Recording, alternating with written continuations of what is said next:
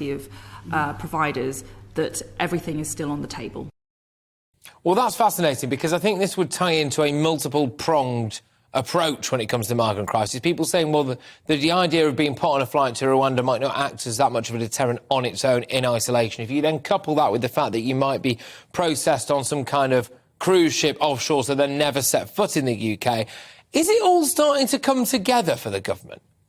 I wouldn't go that far. We haven't had a single flight take off for Rwanda as yet. We've got the High Court now saying that it's lawful. That's a step forward. But that's going to be subject to an appeal.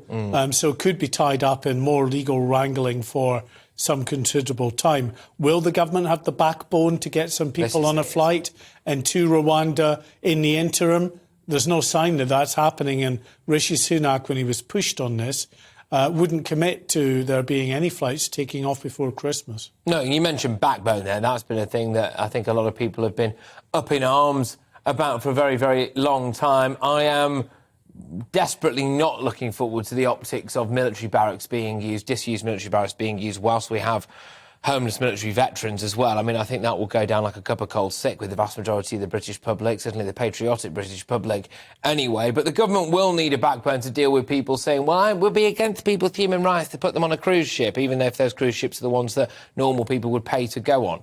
Well, of course, what you get when there is a policy of trying to put as many people together as possible in a centre or, you know, a former military base like RAF Linton or News up in Yorkshire is understandable concern in the community, especially if it's a small community, a village like Linton or News, which was going to see its population expand from 500 to about 2,000, 1,500 of them being young male asylum seekers with one village shop.